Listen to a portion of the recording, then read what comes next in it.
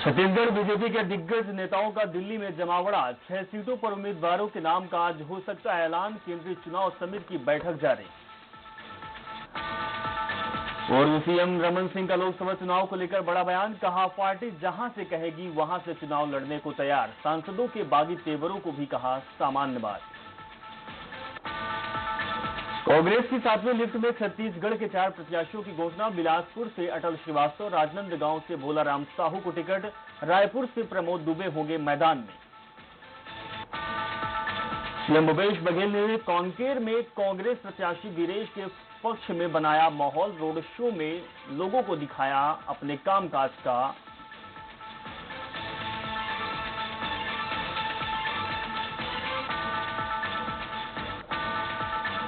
रायपुर में जनता कांग्रेस छत्तीसगढ़ जे core committee की हुई अहम बैठक। लोकसभा चुनाव में बसपा के साथ गठबंधन और प्रत्याशियों के नाम को लेकर हुआ मंथन। सीटों के बंटवारे में मायावती से चर्चा करेंगे जोगी। रायपुर में रोचक होगी लोकसभा की जंग। बृजमोहन अग्रवाल से भिड़ रहे मेयर प्रमोद दुबे। विकास के दम पर किया अपनी जीत का दावा। जस्टिस प्रशांत मिश्रा बने बिलासपुर हाईकोर्ट के chief justice. Justice Ajay Tripathi को मिली नई जिम्मेदारी। केंद्रीय लोकपाल में सदस्य बनाया गया। विधानसभा चुनाव की हार के गम से नहीं उबर पाए बीजेपी के नेता। कटघोरा में फूटा भैयालाल राजवाड़े का गुब्बारा। किसानों का कर्ज माफ ना हो तो कहा हार की बड़ी वजह।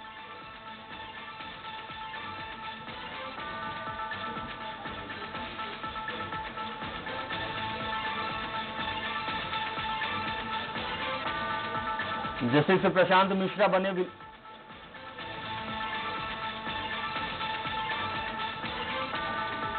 नमस्कार, बुलेटिन मैं हूं आपके साथ अभिषेक। करेंगे खबरों का। टिकट बंटवारे को लेकर बीजेपी के अंदर सियासत अब गर्माती हुई नजर आ रही है। इधर विरोध और बगावती सुरों के बीच पार्टी के राष्ट्रीय उपाध्यक्ष डॉक्टर रमन सिंह, छत्तीसगढ़ बीजेपी अध्यक्ष विक्रम उसेंडी, राज्यसभा सांसद रामविचार नेताम और नेता प्रतिपक्ष दिल्ली में हैं। तो प्रदेश के ये सभी नेता दिल्ली में केंद्रीय चुनाव समिति की बैठक में शामिल हुए हैं। बैठक में नामों पर विचार विमर्श और समीकरणों को देखते हुए बाकी बची सीटों पर प्रत्याशी घोषित होंगे। तो बता दें कि कांग्रेस ने प्रदेश की 11 में से 9 सीटों पर अपने उम्मीदवार घोषित कर दिए हैं, जबकि भाजपा ने अब तक 5 प्रत्याशियों के नाम की घोषणा की है, जबकि 6 सीटों पर उसे और प्रत्याशी घोषित करना है। तो डॉक्टर रमन सिंह के मुताबिक शाम तक सभी सीटों पर प्रत्याशियों का नाम तय हो जाएगा। वहीं उन्होंने अपने राजनांदगांव से चुनाव लड़ने का फैसला पार्टी पर छोड़ा है। रमन के मुताबिक पार्टी उन्हें जहां से चुनाव लड़ाएगी वे वहां से चुनाव लड़ेंगे।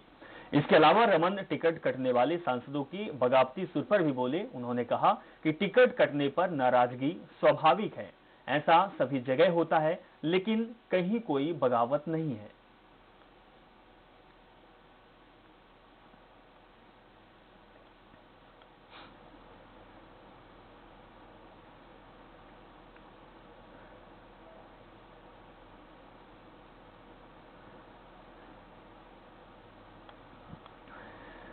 कांकेर लोकसभा सीट के कांग्रेस प्रत्याशी वीरेश ठाकुर ने अपना नामांकन दाखिल करने के बाद शहर में गाजे बाजे के साथ रोड शो किया। रोड शो के बाद नया बस स्टैंड पर सभा का आयोजन भी किया गया, जहां मुख्यमंत्री भूपेश बघेल के अलावा सीएम के संसदीय सलाहकार राजेश तिवारी, प्रभारी मंत्री अनिल भेड़िया, पूर्व केंद्रीय मंत्री अरविंद नेताम और कांकेर लोकसभा क्षेत्र के 8 विधानसभा के कांग्रेस विधायक भी मौजूद रहे। तो सभा में सीएम बघेल ने कांग्रेस के अल्प कार्यकाल के लिए बड़े कार्यों की चर्चा करते हुए कहा कि विधानसभा की तरह लोकसभा चुनाव में कांग्रेस का हाथ मजबूत करने की बात कही। सीएम भूपेश बघेल ने भाजपा पर तंज कसते हुए कहा कि भारतीय जनता पार्टी सिमटती जा रही है। उन्होंने आगे ये भी कहा कि इस बार लोकसभा चुनाव में सभी जगह कांग्रेस का कब्जा रहेगा। बिहार हो, यूपी हो, चाहे वो गुजरात हो, चाहे पंजाब हो, सब में सीटें कम होगी। 3 राज्यों में चुनाव हुए, राजस्थान, मध्य प्रदेश और छत्तीसगढ़ में तो होना ही होना है। अन्य राज्यों में जहाँ से उसके सांसद जीत के आए थे वो सारे सीटें कम होगी और इस समय एनडीए की नहीं बल्कि यूपीए की सरकार चलेगी। नरेंद्र मोदी नहीं बल्कि राहुल गांधी प्रधानमंत्री। वहीं रायपुर में जनता कांग्रेस छत्तीसगढ़ जेकोर कमेटी की शनिवार को अहम बैठक हुई, जिसमें लोकसभा चुनाव में बसपा के साथ गठबंधन और प्रत्याशियों के नाम को लेकर मंथन हुआ। तो बैठक में निर्णय लिया गया है कि जेसीसीजे प्रमुख अजीत जोगी सीटों के बंटवारे को लेकर बसपा सुप्रीमो मायावती से चर्चा करेंगे। इसके बाद ही उम्मीदवारों के नाम का ऐलान होगा। जेसीसीजे नेता देवव्रत सिंह ने कहा है कि विधानसभा की तरह लोकसभा में भी बसपा के साथ उनका गठबंधन बरकरार रहेगा। बता दें कि बसपा ने 6 सीटों पर अपने प्रत्याशी घोषित किए हैं, जबकि 5 सीटें अभी बाकी हैं, जिन पर मायावती से बात करके 1-2 दिन में उम्मीदवारों की घोषणा हो जाएगी। मायावती जी हैं जो हमारे गठबंधन की प्रमुख नेता हैं, उनसे चर्चा करने के लिए अधिकृत किया है। जल्द ही दोनों ही राष्ट्रीय नेताओं के बीच में चर्चा करके एक साझा रणनीति बनेगी और उस रणनीति के तहत हम अपने प्रत्याशियों को समर्थन करके उनको विजयी करके छत्तीसगढ़ के हितों के लिए लोकसभा में भेजेंगे। कांग्रेस ने रायपुर लोकसभा से महापौर प्रमोद दुबे को मैदान में उतारा है। प्रमोद दुबे ने युवा कांग्रेस में प्रवेश के साथ राजनीति शुरू की थी। वे लगातार 3 बार पार्षद रहे और फिर महापौर बने। वहीं अब पार्टी के कार्यकर्ता उन्हें अभी से रायपुर लोकसभा सीट से सांसद मान रहे हैं। तो रायपुर से कांग्रेस प्रत्याशी प्रमोद दुबे से खास बातचीत की स्वराज संवाददाता वैभव पांडे ने। प्रमोद दुबे एक ऐसा नाम जो कि अब राजधानी के भीतर में फिलहाल महापौर के तौर पर जाने जा रहे हैं, लेकिन कार्यकर्ता अभी से उन्हें सांसद के तौर पर देख रहे हैं। ये देखना भी चाहिए। निश्चित रूप से इसलिए क्योंकि रायपुर शहर 4 विधानसभाओं से आच्छादित शहर है। पूर्व में जब मैं चुनाव लड़ा तो लगभग 1000 बूथ में मैंने चुनाव लड़ा। 10 लाख लोग के तकरीबन वोट थे। अभी डबल हुए हैं। तो जो स्कॉर्पियो चलाता है, मैं समझता हूँ टाटा सुमो भी चला ही लेगा। तो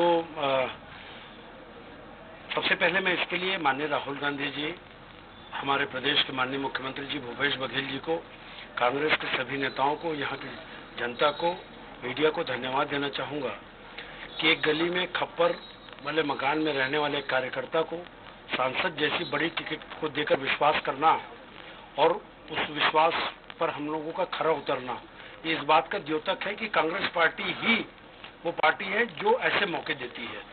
तो हम लोगों ने कार्य के आधार पर अपना आधार बनाया। कांग्रेस पार्टी शुरू से इस बात को कहती रही कि कर्मण्येवाधिकारस्ते मा फलेषु कदाचन, कि अच्छा काम अगर आप करेंगे तो निश्चित रूप से आपको दिल्ली में बैठे राहुल गांधी जी एक गली पर भी नजर रखते हैं। ये उनकी पैनी नजर है। उसी का परिणाम है कि हमारे जैसे कार्यकर्ताओं को इतना बड़ा मौका मिलना, ये अपने आप में एक बड़ा प्रतिसाद है। कांग्रेस को बड़ी उम्मीद भी है आपसे, क्योंकि 30 साल से बीजेपी के कब्जे में है रायपुर लोकसभा की सीट, और वहां पे उस वर्चस्व को तोड़ना। और एक और महत्वपूर्ण बात, एक तो जो है आप सामान्य वर्ग से आते हैं, सवर्ण से आते हैं, कुर्मी बाहुल्य इस सीट को माना जाता है। क्या जाति समीकरण कोई फैक्टर रहेगा इस चुनाव में, और क्या लग रहा है कि ये वर्चस्व प्रमोद दुबे ही तोड़ पाएंगे? एक चीज मैं स्पष्ट कर देना चाहता हूँ, कभी छत्तीसगढ़ में जातिवाद नहीं रही है। केवल कुछ लोगों के द्वारा भ्रम या ऐसी बातें कही जाती है, वरना अगर लोकसभा की 5 सीटों का आकलन करें तो यहाँ सामान्य वर्ग के लोग चुनाव जीते हैं 9 में से। और उसके अलावा पूर्व में भी जितने चुनाव हुए हैं, यहाँ की जनता योग्यता के आधार पर पैमाना चयन करके उनको चुनाव जिताते रही है। तो इसकी बाहुल्यता है, उसकी बाहुल्यता है, ये केवल मन का भ्रम है। यहाँ जो कर्म करता है, अच्छा काम करता है, डेवलपमेंट की बात करता है, युवाओं के रोजगार की बात करता है, वृद्धों के पेंशन की बात करता है, विधवाओं के पेंशन की बात करता है, मध्यम वर्गीय लोगों को चावल की बात करता है, राशन कार्ड की बात करता है, जनता उसको चुनाव में जिताती है। 3 तलाक जैसे मुद्दे या ऐसे जो जिससे जनता का भला नहीं होता, ऐसे मुद्दों पर यहाँ की जनता कभी ध्यान नहीं देती। तो सवाल ये है कि प्रमोद दुबे के मुकाबले में कौन होंगे, बैस या फिर अग्रवाल? ये अभी खुलासा होना बाकी है, लेकिन निगाहें उन सवालों पर भी रहेगी जिसको लेकर के अक्सर सोशल मीडिया पर ज्यादा सवाल उठते हैं। तो फिलहाल प्रमोद दुबे अपनी तैयारी के साथ चुनाव मैदान में उतरने वाले हैं। कैमरामैन श्याम के साथ वैभव, स्वराज एक्सप्रेस, रायपुर। वहीं दंतेवाड़ा पुलिस ने 3 नक्सलियों को गिरफ्तार किया है। इन तीनों नक्सलियों की तलाश पुलिस लंबे समय से कर रही थी। तीनों नक्सली भैरवगढ़ एरिया कमेटी में सक्रिय बताए जा रहे थे। तो पकड़े गए नक्सलियों के नाम बैसू राम बोफी उर्फ सन्नू पदामी और बलराम तामू है। डीआरजी और दंतेवाड़ा पुलिस की संयुक्त कार्रवाई से तडोकी इलाके के नक्सलियों की गिरफ्तारी हुई है। मुखबिर की सूचना पर पुलिस ने सफलता मिलने की बात कही है और पुलिस कह रही है कि अगर जिस तरह से नक्सली सक्रिय हैं तो उनकी सक्रियता को हम खत्म कर देंगे और हमारा अभियान चल रहा है।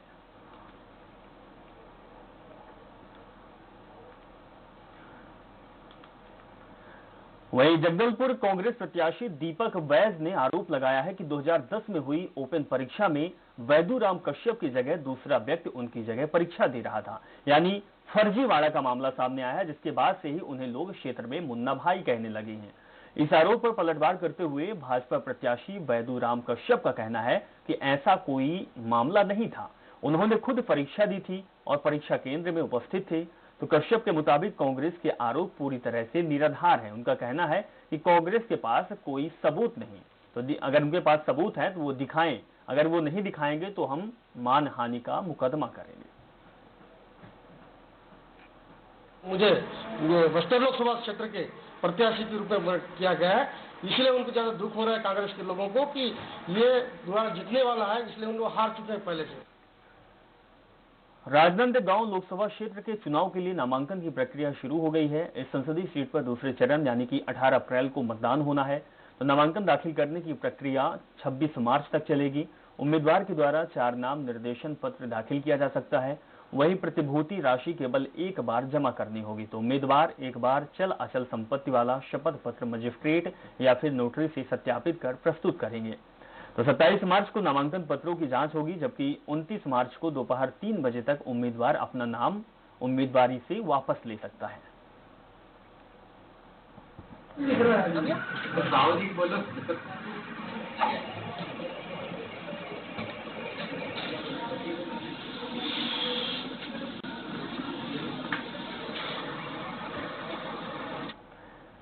वहीं सरगुजा लोकसभा सीट के लिए बीजेपी कांग्रेस दोनों ही दलों ने अपना प्रत्याशी अब घोषित कर दिया है। कांग्रेस की ओर से सरगुजा संसदीय सीट पर प्रत्याशी की घोषणा होने के बाद प्रदेश प्रवक्ता जेपी श्रीवास्तव ने लोकसभा प्रत्याशी खेल साय सिंह और भाजपा जिला अध्यक्ष बिंदेश्वर शरण सिंह की उपस्थिति में कहा कि कांग्रेस इस चुनाव में प्रदेश की सभी 11 सीटों को बड़े ही अंतर से जीतेगी और केंद्र में भी कांग्रेस राहुल गांधी के नेतृत्व में सरकार बनाएगी। साथ ही उन्होंने कहा कि लोकसभा चुनाव से ठीक पहले प्रदेश के विधानसभा चुनाव में कांग्रेस को रिकॉर्ड तोड़ बहुमत मिला है और अब सरकार बनने के बाद महज 70 दिन हुए हैं और जो भी कांग्रेस ने घोषणा पत्र किया था, जो उन्होंने बात कही थी, वो सारे वादे पूरे भी होते हुए नजर आ रहे हैं, जिसका फायदा कांग्रेस पार्टी को लोकसभा चुनाव में मिलेगा।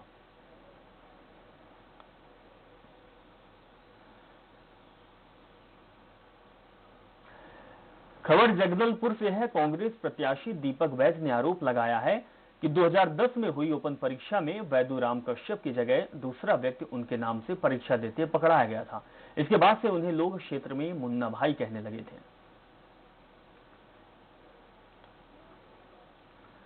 रायपुर के तिल्दा नेवरा में सिंधी समाज के लोगों ने शहीद हेमू कलाणी दिवस मनाया। शहर के गणमान्य लोगों ने शहीद की प्रतिमा पर मालार्पण भी किया। शहीद हेमू कलाणी चौक पर शहीद हेमू की प्रतिमा स्थल पर उनकी 94वीं जयंती पर समारोह का आयोजन किया गया और लोगों ने विनम्र श्रद्धांजलि दी। पूरे देश के लिए बड़े गर्व की बात है और खास करके सिंधु समाज के लिए कि हमारे सिंधु समाज का एक नवयुवक इस देश के लिए कुर्बानी दिया और उन्होंने अंग्रेजों को उसने अपने साथियों के साथ में नेस्ताबूद करके उस फांसी पर लटक गया। वहीं बलरामपुर जिले के जिला जेल विचाराधीन कैदी ने जेल के शौचालय के अंदर ही फांसी लगाकर आत्महत्या कर ली। इस घटना के बाद रामानुजगंज जिला जेल के 2 प्रहरी को निलंबित कर दिया गया है। तो 9 महीने पहले जिला जेल में हत्या के आरोप में एक आरोपी को दाखिल किया गया था, जो कि 27 वर्षीय बंदी सतेंद्र नाम साहू है और पिता कैलाश साहू ने होली के दिन जिला जेल के शौचालय में गमछे से फांसी लगाकर अपनी जीवन लीला समाप्त कर दी है। हालांकि अभी तक आत्महत्या की वजह क्या रही है साफ नहीं हो पाई है, लेकिन पुलिस के द्वारा अब जांच की जा रही है।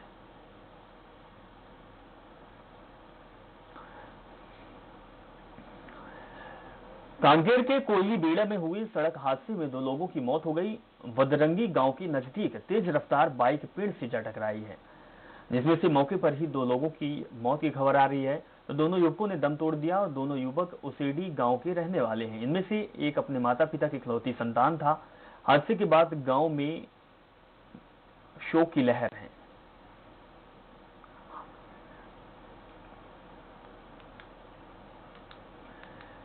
खबर जशपुर से है। जशपुर में जो जिला स्वास्थ्य केंद्र है वहां पर सुविधाओं के नाम पर केवल और केवल पलीता लगाया जाता है।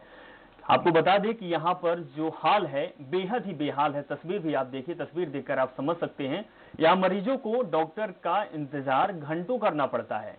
जशपुर जिले के प्राथमिक स्वास्थ्य केंद्र टपकरा का ये पूरा मामला है, जहां एक घायल काफी देर तक दर्द से कराहता रहा, लेकिन कई बार फोन करने के बाद भी डॉक्टर वहां पर नहीं पहुंच पाए और फिर जाकर मरीज का इलाज हुआ, लेकिन कई घंटे बीत गए थे।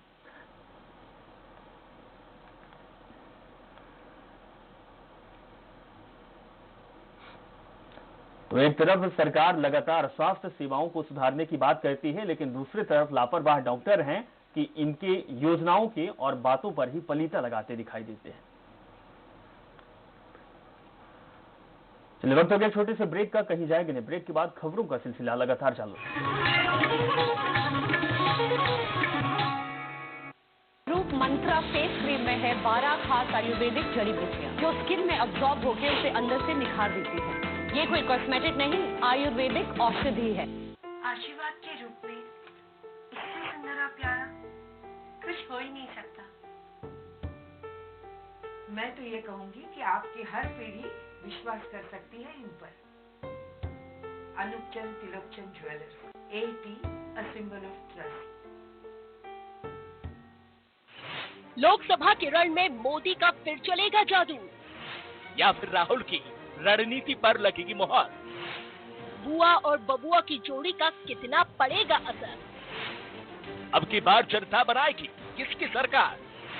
कौन होगा अंदर और कौन होगा बाहर? देखिए लोकसभा चुनाव पर हर रोज स्वराज एक्सप्रेस की खास पेशकश, सत्ता का संग्राम। सालिम इंग्लिश स्कूल प्रवेश प्रारंभ। छत्तीसगढ़ का एकमात्र ऐसा स्कूल जहां हर साल IIT और PMT में छात्रों का चयन होता है।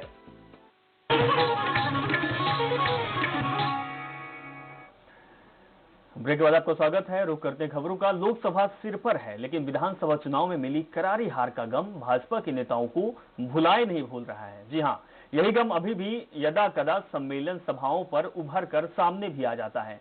तो पूर्व श्रम मंत्री भैयालाल राजवाड़े भी मंच से मिलते ही अपने गम को बयां करते हुए नजर आए। एक दिवसीय कार्यकर्ता सम्मेलन में भाजपा सरकार में श्रम मंत्री भैयालाल राजवाड़े ने कार्यकर्ताओं को संबोधित करते हुए कहा कि मेरे विभाग ने 200 करोड़ का साइकिल और सिलाई मशीन बांटा है। सुनिए क्या कहना है मंत्री का। कोरबा लोकसभा कि हाँ सबको मिल गया, अब वो साइकिल भी मिला तो किसको मिला चाहिए, तो उसको ना मिल करके दूसरों मिला, सब में दलाली चला, सब खत्म कर दिए। गढ़सीबा के सागरा में देर रात एक मोबाइल दुकान को चोरों ने अपना शिकार बनाया है। बता दें कि चोरों ने मोबाइल दुकान का शटर तोड़कर लगभग 70,000 के मोबाइल साफ कर दिए। इसके पूर्व भी यहां अनेक चोरी की वारदातें हो चुकी है, जिनका अब तक खुलासा नहीं हो पाया है। यानी स्थानीय पत्रकार सुरेंद्र जैन के निवास दुकान में ये चोरी की घटना हुई है।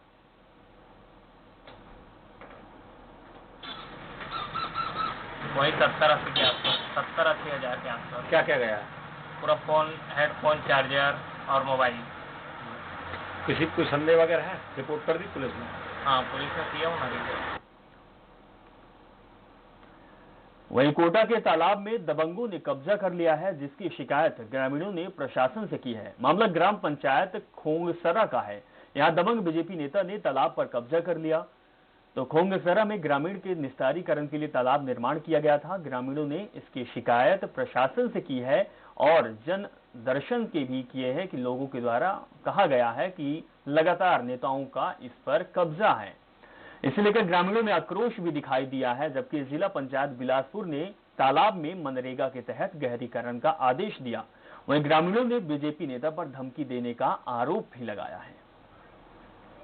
अब हम कुछ नहीं पात हम साहब, तता ओला देवा था ना, पट्टा खोद के तलवा कुआं बौली आवाज तो हम लगे, हम का कहते गरीब एक थी नंबर नहीं है साहब, तो हमू ला देना, हमू कमाबो खाबो, अवतल वाला हमू पाट के खेती करबो।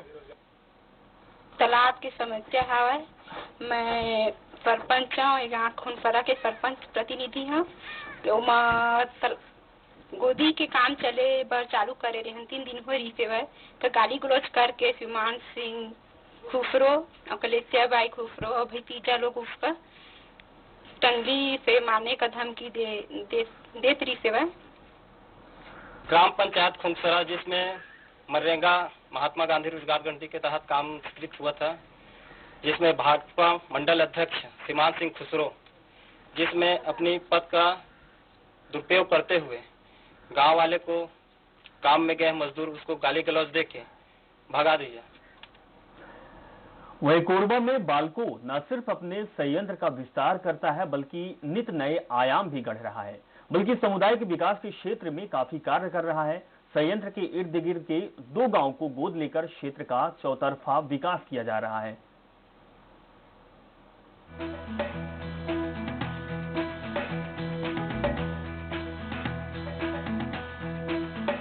बालको द्वारा सामुदायिक विकास के क्षेत्र में अहम भूमिका निभाया जा रहा है। संयंत्र के आसपास के गांव को गोद लेकर ग्रामीणों को बुनियादी व मूलभूत सुविधा प्रदान की जा रही है। खास बात यह है कि गरीबों के जीवन स्तर में सुधार लाने के लिए उन्नत कृषि को बढ़ावा दिया जा रहा है। बेला गांव के ग्रामीणों की आर्थिक स्थिति सुदृढ़ हुई है।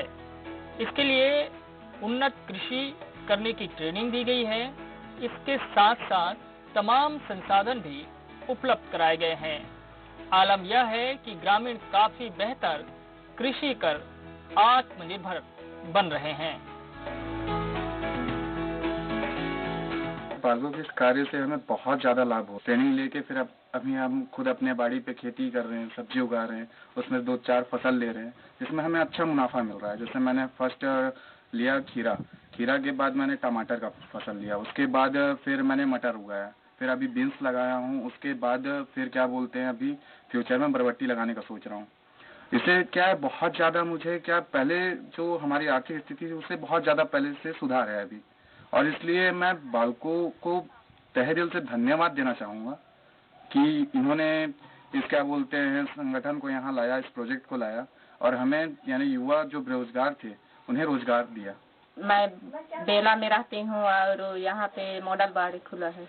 यहाँ से हम लोग को बहुत सारा लाभ मिल रहा है। जैसे साग भाजी हम लोग उगा रहे हैं, पहले अपने तरीके से उगाते थे, उसमें आमदनी कुछ कम था।